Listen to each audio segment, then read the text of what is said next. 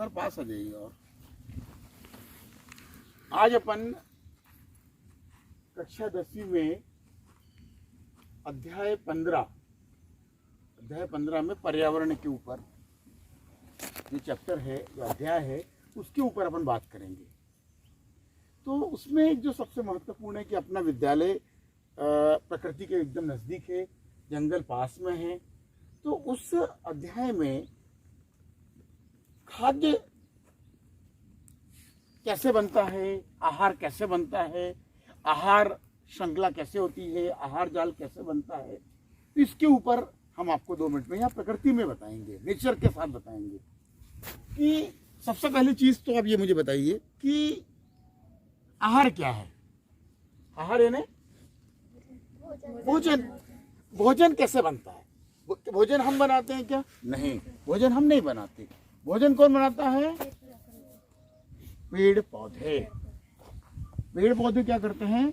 ये जो सूर्य दिख रहा है अपने को, इस सूर्य के ऊर्जा को पेड़ पौधे, जिनको हम उत्पादक कहते हैं, ये पेड़ पौधे सूर्य की ऊर्जा लेकर कार्बन डाइऑक्साइड और पानी लेकर कार्बोहाइड्रेट का निर्माण करते हैं।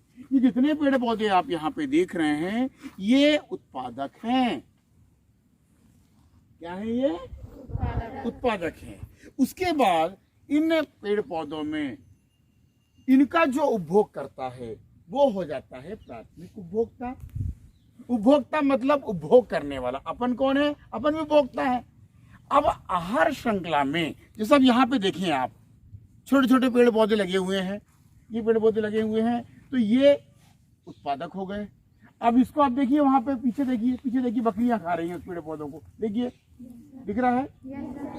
वो बकरियां देख लीजिए, वो वहां पे बकरियां दिख रही हैं। तो ये जीव हो गए जीव। तो अब आप इनको देखेंगे तो ये उपभोक्ता हो गए, पर वो ये उपभोक्ता हो गए, प्राथमिक उपभोक्ता हो गए। यदि छोटे छोटे से पौधे हैं, इनके ऊपर तितलियां, गिरगिट, गिलहरी सब इसका उपभोग कर रहे हैं, तो वो प्राथमिक उपभोक्ता हो गए।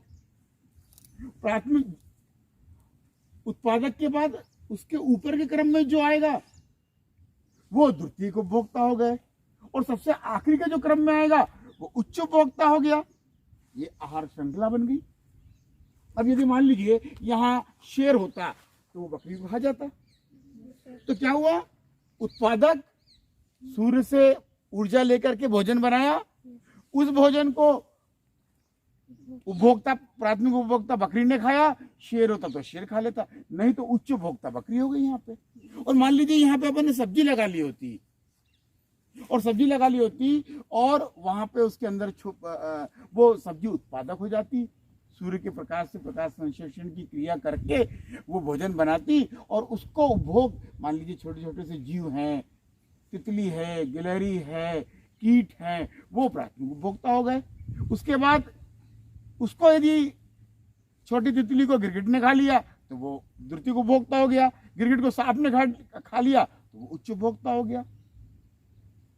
अब खेती के अंदर हमने गेहूं लगाया, उसको हमने खा लिया, हम प्राथमिक उपभोक्ता हो गए। हमको शेर ने खा लिया, वो उच्च उपभोक्ता हो गया। जहां पे प्रकृति में जो चीज, 2 चीजें हैं, एक है उत्पादक और एक है उपभोक्ता।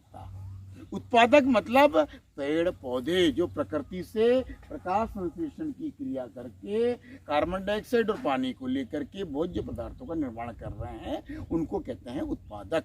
अब जैसे यहाँ पे ये खेती लगी हुई है, अब देखिए आप, ये खेत लगा हुआ है, इस खेत में ये उत्पादक हैं।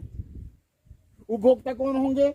उनके घर के अपन, और अपने से ऊपर मान लीजिए कोई है तो वो उच्च उपभोक्ता हो जाएगा, नहीं तो अपन उच्च उपभोक्ता हो गए। और खाद्य जाल क्या है? अब जैसे मान लीजिए यहाँ पे बहुत सारी आहार श्रृंखलाएं हो गई। एक आहार श्रृंखला किसी हो गई, एक हो गई जंगली पेड़ पौधे उत्पादक, उसको बकरी ने खाया, ये एक आहार श्रृंखला हो गई। यहाँ पे खेती लगी हुई है, इसको हमने खाया, एक आहार श्रृंखला हो गई। यहाँ पे छोटे छोटे से एक जंगली पौधे लगे हुए हैं, उनको कीटों ने खाया, तितली ने खाया, गिलहरी ने खाया, गिरगिट ने खाया, सांप ने खाया, एक आहार श्रृंखला हो गई। तो बहुत सारी आहार श्रृंखलाएं एक क्षेत्र में प्रकृति में आपस में जुड़ करके खाद्य जाल या आहार जाल बनाती है। तो दो चीजें आपको समझ में आई, एक आहार श्रृंखला, श्रृंखला का मतलब आहार की चेन, और खाद्य जाल मतलब बहुत सारी जो श्रृंखलाएं हैं वो आपस में मिक्स हो गई, तो उसको हमने बोला खाद्य जाल। तो कुल मिलाकर के हमारा भोजन बन नहीं रहा, एक बना रहा है, बाकी जगह स्थानांतरित हो रहा है। हम भोजन बनाते हैं क्या?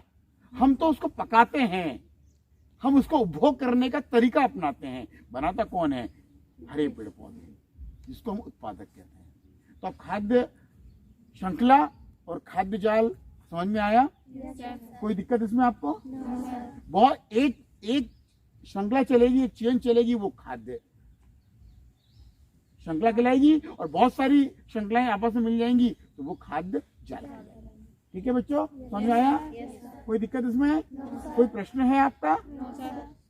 अब इसके हम आपको नोट्स बनवा के दे देंगे और समझा देंगे। प्रकृति में बताने का उद्देश्य यही था कि आप देखिए यहाँ पे कि आपको कैसे समझ में आता है। बुक के अंदर ही हम पढ़ते तो वो इतने अच्छे से स्पष्ट नहीं होता। ठीक है बेटा? Yes,